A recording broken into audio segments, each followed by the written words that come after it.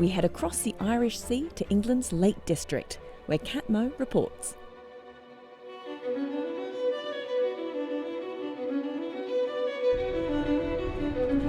Here in the UK's biggest national park, in the mountainous, rugged Lake District, you'll find the green and beautiful landscapes this country is known for. But there's also something else.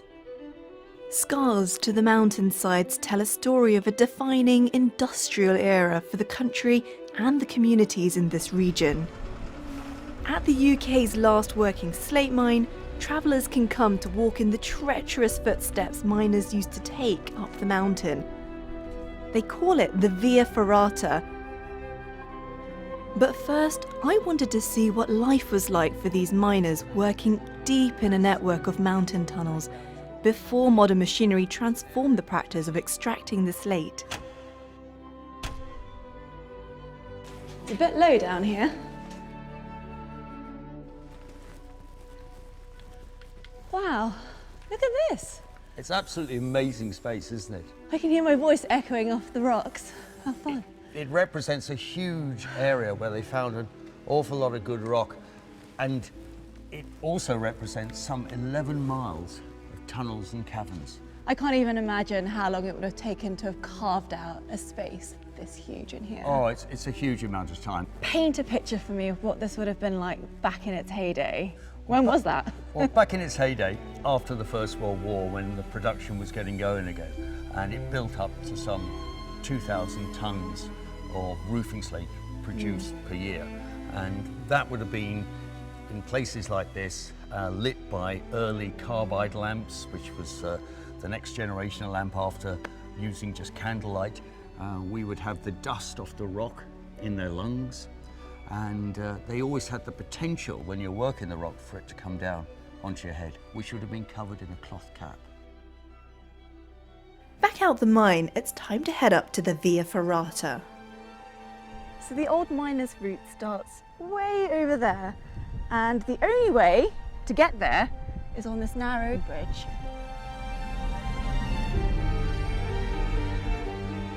My mouth's already gone dry. And it gets worse. It's me first. Okay, here we go.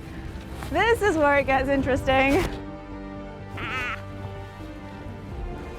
It's great, you're doing really well. Okay.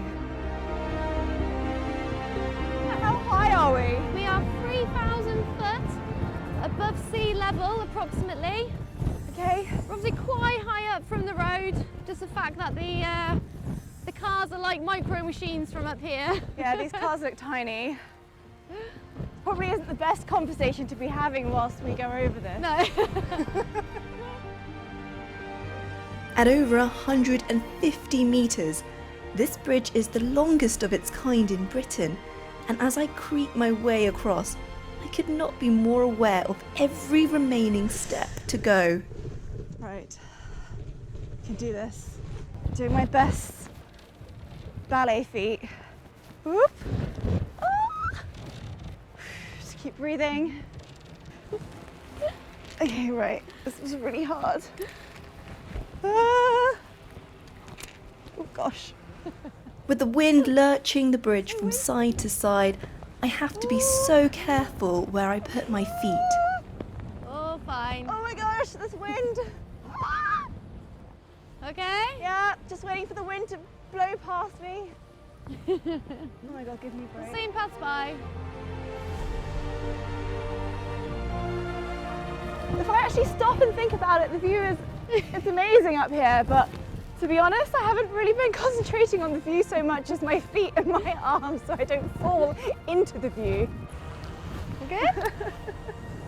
And actually, it's really quite long.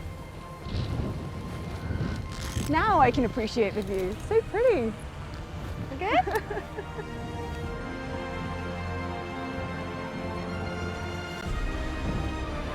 Well done.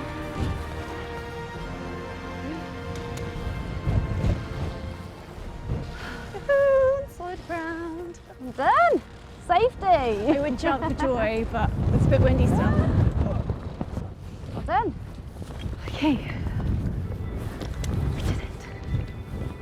Well, while Kat catches her breath, we're headed up to the very northern tip of with Kat, who's getting hands-on at the slate mine. So apparently, the traditional practice of splitting slate has barely changed in generations. In the workshop, they now split 100 tons of it a year.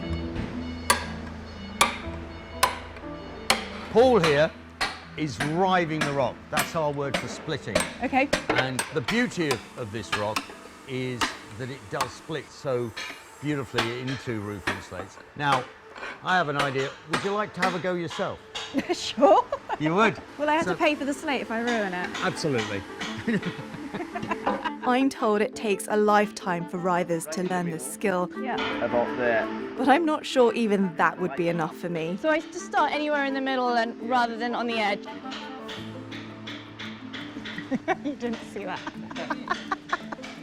Woo! No, Chisel straight. you want to have it dead straight. Okay, Yeah. all right. More? You just want to make a line. So just keep going. It's actually quite tricky keeping this chisel straight. Can you hear that change? Can you Yeah, feel it? I can Yeah? feel it in my hands as Yeah. well. I can hear it. I did it. And there you are. Just give it a little twist and there you go. Da-da-da. You've just split a slate beautifully. It looks absolutely glorious, that. God, I feel like I've done like a little workout. We've not actually started the miner's route, have we? No. Back with my guide Jenny. It's time to continue onto the old miner's route up the mountain. I can see why you love climbing around here. It's pretty fantastic and it's always changing the environment wherever you go in the Lake District. So yeah. It was changing across that bridge as I know well. it was. So the Via Ferrata, also known as Miner's Route, goes all the way up there. Is that actually what they did? So this incline that you can see there is basically following the footsteps of the miners that they used to take to work. These sort of added bits that we've got on the fell side as well, so that's just all for fun. So I think I'm ready. Are you? No. Should we do this? Yeah, let's do this. Don't look down. Okay. I don't know if my legs are shaking because I'm cold, or because I'm nervous, or because they're really exhausted from the bridge still. Just watch that clip there, Kat. Okay. Oh. Things are getting real now. While I'm safe and hooked on, I know that one wrong step on these thin metal bars could see me test my harness much more than I'd like.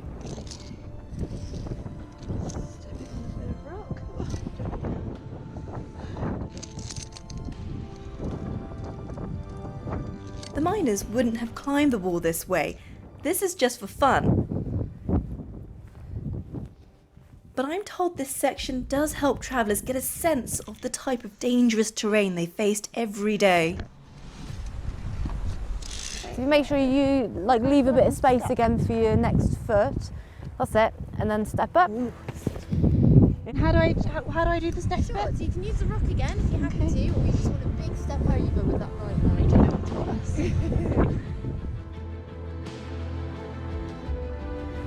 Up we go. But finally, I'm up and onto the miner's footpath. Okay, practice. So we're just making our way up the part of the incline now. So this is part of the well-trodden route they used to take. Indeed. So we're going to clip in. Walking the miner's footpath, it's amazing to think what this must have been like for generations of people working this incredible landscape. Okay, it sounds good. And as my time in Northern Ireland comes to a close, I know that it's thanks to amazing people like the ones we've met along the way that so many more hidden places this country has to offer will continue to be revealed.